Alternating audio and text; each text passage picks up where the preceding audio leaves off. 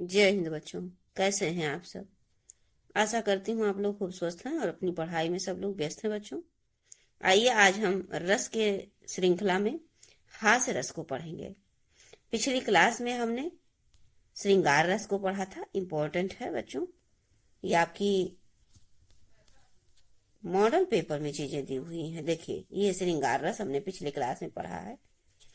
अब आपको हम लेकर चल रहे हैं हास्य रस के और हम आज हास्य रस को पढ़ेंगे और इसके उदाहरण को भी देखेंगे। और इसके जो यहाँ पर ये चीजें दी हुई हैं बच्चों, यहाँ पर ये देखिए, एक मिनट, ये सारी चीजें दी हुई, इसको आप भली प्रकार समझ लीजिए, फिर आपको रस समझने में कोई दिक्कत नहीं होगी। जैसे अस्थाई भाव, आलंबन, उद्दीपन, अनुभाव और संचारी भाव। इसकी परिभाषा को हमने आपको नहीं पढ़ा, हम सीधा आपको रस की ओर लेकर चले गए क्योंकि समय का अभाव है और बहुत डिटेल में, चूंकि आप पहले से भी पढ़े होंगे और यहाँ पर भी हम आपको विस्तार से एक एक चीज बता रहे हैं, तो इसलिए आपको कोई दिक्कत नहीं होगी बच्चों और बहुत अच्छे से आप कर पाएंगे। तो आइए सबसे पहले देखते हैं हास्य रस की परिभाषा क्या है। तो अब हास्य रस का अर्थ ये होता है कि कोई ऐसी वाणी, कोई ऐसी पहनावा या कोई ऐसा तरीका जिसे देखकर मन में हंसी का भाव उत्पन्न हो, उसी को हास्य रस कहते हैं। और इसका अस्थाई भाव हास्य होता है बच्चों। तो अब ये परीक्षा में पूछ लेगा कि हास्य रस का अस्थाई भाव क्या होता है, तो आप बताएंगे हास्य। तो अब यहाँ पर देखिए, जब किसी वस्तु अथवा व्यक्ति की वेशभूषा, वाणी, चेष्टा, आकार इत्यादि में कई विकृति को देखकर सहज रूप से हंसी आ जाए, तो वहां पर हास्य रस होता है। और हास्य रस के अवयव बच्चों ये देखिए, अस्थाई भाव हास्य है, तो अस्थाई भाव हास्य है। आलंबन आप जानते हैं, कोई विकृति है, कोई वस्तु है या कोई व्यक्ति है, उसका पहनावा है, पोशाक है, बात करने की शैली है, चलने, कुछ कहने के तरीके ऐसे अलग हो, कुछ विचित्र हो, जिससे सरल रूप से हंसी आ जाए, सहज रूप से ऐसे हंसी आ जाए, तो उसी को हास्य कहते हैं। और जिस कारण से हंसी आ जाए वो आलंबन हो गया। और हंसी में और बढ़ोतरी हो जाए तो वो उद्दीपन हो गया। उद्दीपन क्या है? आलंबन की अनोखी आकृति, जैसे जो व्यक्ति है, आधार है, उसमें जो आकृति है उसकी अनोखी हो, चेष्टाएं उसके अनोखे हो, उसका बातचीत करने का, वेशभूषा, पहनने ओढ़ने का तरीका अजीब हो, अलग हो, जो है वही उद्दीपन हो जाता है। अनुभाव में आप जानते हैं, आश्रय की जो मुस्कान है या आंखों का जो मिचमिचाना है, मतलब अनुभाव का अर्थ हमने आपको पहले भी बताया था, जो क्रिया प्रतिक्रिया होती है, तो वही अनुभाव होता है। जैसे अब हंसना, मुस्कुराना, आंखों को मिचमिचा लेना या अट्ठास करके हंसना, यही एक्शन है, क्रिया है, अनुभव है।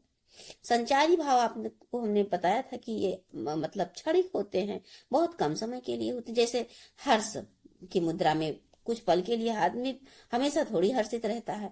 निद्रा, कोई व्यक्ति हमेशा थोड़ी सोएगा। या आलस, आपके अंदर हमेशा आलस रहता है नहीं, बस वो क्षणिक होता है, कुछ पल के लिए। चपलता, चंचलता, उत्सुकता, हमेशा कोई व्यक्ति उत्सुक नहीं होता है।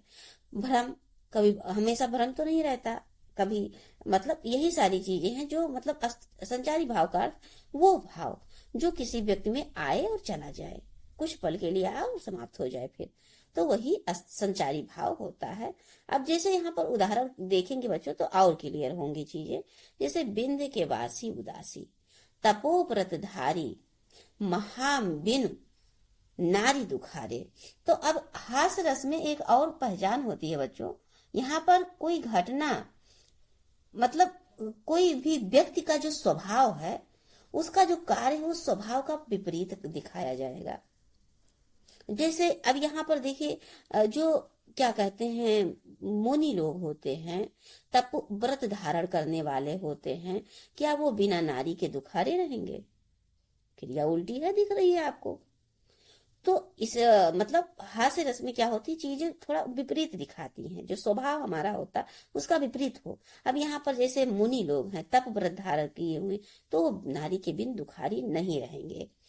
गौतम तीय तरी तुलसी, सो कथा सुन भी मुनि वृंद सुखारे। जितने मुनि वृंद, मतलब मुनि वृंद मतलब मुनि लोग, बहुत सारे मुनि लोग जो बात सुने थे कि गौतम गौतम ऋषि जो थे वो तुलसी को तर दिए थे, मतलब जो एक पत्थर था उसको स्पर्श किए श्री राम जी, तो वो मतलब तुलसी का रूप धारण कर ली नारी का। तो इसलिए वो ये सोच लिए कि अब जैसे पत्थर को छू के नारी हो जाता है, तो यही कल्पना कर रहे हैं कौन, मुनि लोग कर रहे हैं कि हुई है शिला सब चंद्रमुखी। ये जितनी शिलाएं हैं, पत्थर है यहाँ पर, सब चंद्रमुखी के समान सुंदर सुंदर नारी हो जाएंगी। पर से पद, पर से मतलब प्रस करके, स्पर्श करके, पद मतलब चरणों से, मंजुल कंज तिहारे, मतलब जो श्री राम जी हैं उनके पैरों से स्पर्श करके जितने सारी पत्थर पड़े हुए हैं सब क्या होंगे, चंद्रमुखी सुंदर सुंदर नारी के समान हो जाएंगे। और कीन्ही भली रघुनायक जू, जो कृपा कर देंगे रघुनायक जू, तो करुणा करी कानन को पग उधारे, तो मतलब इस जंगल की ओर अपने पग उधारेंगे, मतलब इधर आएंगे और करुणा हो जाएगी और सब सारी शिलाएं सब चंद्रमुखी नारी हो जाएंगी। तो क्या यहाँ पर हंसी नहीं आ रही है, कार्य विपरीत नहीं किया जा रहा है। तपोवरधारी मुनि लोग हैं तो क्या वो नारी के बिना दुखारी रहेंगे या नारी के बारे में ऐसा सोचेंगे, नहीं। तो यही हास्य रस का अब यहाँ पर थोड़ा स्पष्टीकरण भी समझ लीजिए बच्चों, स्पष्टीकरण से चीजें और क्लियर होती हैं। देखिए, उक्त पंक्तियों में बिंद क्षेत्र में पहुंचे श्री राम के चरण स्पर्श से पत्थर को सुंदर नारी में परिवर्तित होते जान वहां विद्यमान नारियों से दूर रहने वाले जो तपस्वी गण के प्रसन्न होने का वर्णन है इसमें। इस पद्यांश में अस्थाई भाव हास है और आलंबन क्या है, राम और उद्दीपन। आलंबन क्या है, राम, और उद्दीपन कौन है, गौतम ऋषि की पत्नी का उद्धार जो हो गया था। गौतम ऋषि की जो पत्नी थी वो पत्थर हो गई थी तो उनका उद्धार हो गया। तो यही क्या हो गया, उद्दीपन, मन में उद्दीपित हो गए मुनियों के मन, क्या ये सुनकर कि अरे स्पर्श करते ही गौतम की पत्नी जो थी क्या हो गया था, वो सुंदर नारी बन गई थी। तो अब ये पत्थर भी सुंदर नारी का रूप ले लेंगे।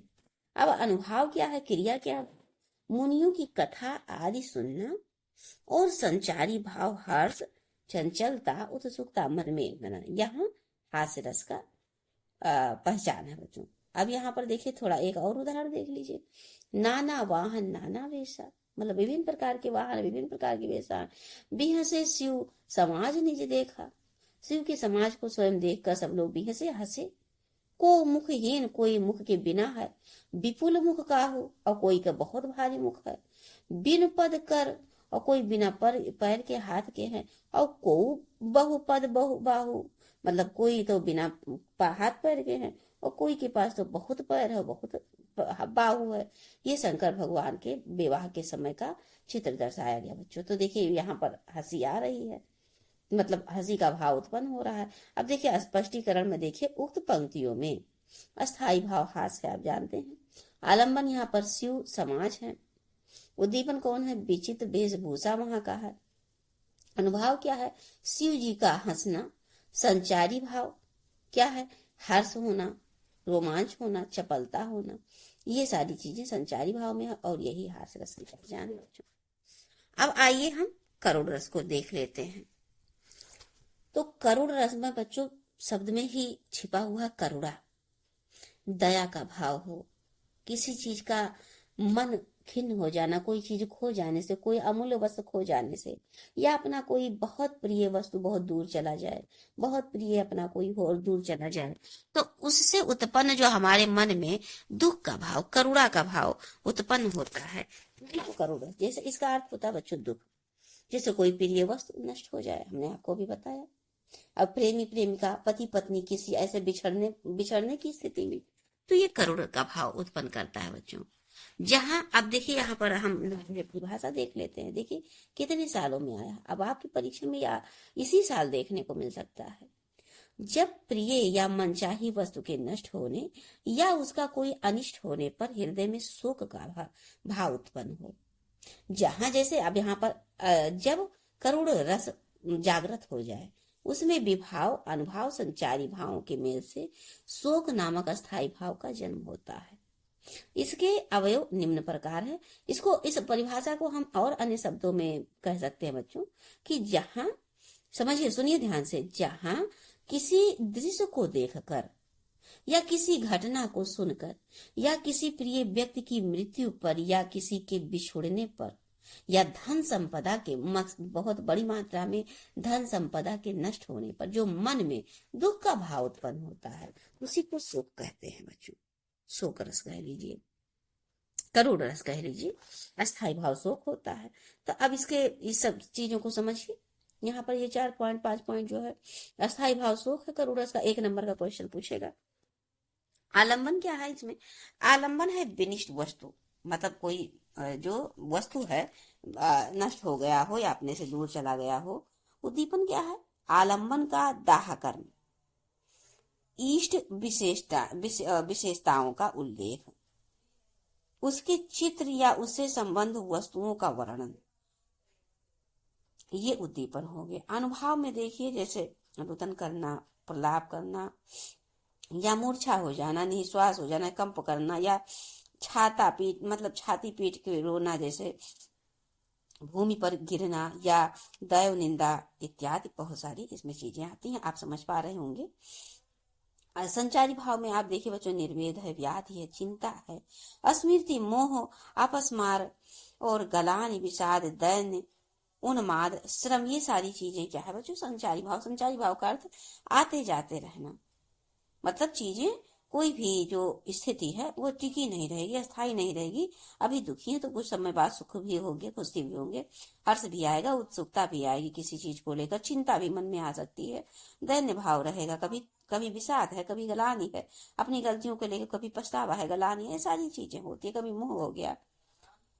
तो ये संचारी भाव में आते हैं। अब उदाहरण को लेकर और थोड़ा सा क्लियर करते हैं बच्चों। जो भूरि भाग भरी विदित थी, अनूप में सुहागनी, हे हृदय बल्लभ, हूँ वही, अब मैं यहाँ हतभागनी। जो साधनी होकर तुम्हारी थी, अतियु सनाथिनी, है अब उसी मुझसी जगत में और कोई अनाथनी। मतलब ये मैथिली शरण गुप्त का है बच्चों। उक्त पंक्तियां जो हैं ये शोक भाव का क्या कहते हैं, प्रदर्शन कर रही हैं। आलंबन के अंतर्गत यहाँ पर अभिमन्यु का सौ है, तथा आश्रय क्या है? उत्तरा है। मैथिली शरण गुप्त का है ये। उत्तरा के द्वारा जो अभिमन्यु की वीरता की स्मृति है, उद्दीपन है, अनुभव है, उसका चित्कार करना, संचारी भाव जो स्मृति आना, चिंता, दैन इत्यादि, ये सब जो आता है, ये सारी जो चीजें हैं बच्चों करुण रस उत्पन्न करती हैं। एक उदाहरण और देखते हैं हम लोग। अभी तो मुकुट बंधा था माथ, हुए कल ही हल्दी के हाथ, खुले भी न थे लाज के बोल, खिले थे चुंबन शून्य कपोल, हाय रुक गया यही संसार, बिना सिंदूर अनल अंगार, वात हत लतिका वह सुकुमार, पड़ी है छिन्नाधार, पड़ी है छिन्नाधार। तो अब यहाँ पर देखिए बच्चों, स्पष्टीकरण समझिए पहले सुमित्रानंदन पंत का ये पंक्ति। उक्त पंक्तियों में अस्थाई भाव शोक है, आलंबन क्या है? विनिष्ट पति, अनुभव क्या है? हवा से आहत लता के समान नायिका का आश्रयहीन पड़े होना। उद्दीपन यहाँ पर मुकुट का बंधना, हल्दी के हाथ होना, और लाज के बोलों का ना खुलना। और संचारी भाव में बच्चों दैन है, विषाद है, अस्मृति है, जड़ता है, यहाँ सब यही सब है यहाँ पर करुण रस की पहचान। तो आज हमने पढ़ा क्या? हास रस और करुण रस। कल की क्लास में बच्चों हम आपको लेंगे वीर रस। देखिए, तो मिलते हैं बच्चों नेक्स्ट क्लास में। तब तक बस आपको यही एक ऑप्शन है, पढ़ते रहिए। सफलता का दूसरा और कोई मंत्र नहीं है, बस आप निरंतर पढ़ते रहिए। सारे सब्जेक्ट को समय दीजिए, पूरे कंसंट्रेशन से पढ़िए, सब्जेक्ट को चेंज कर करके पढ़िए।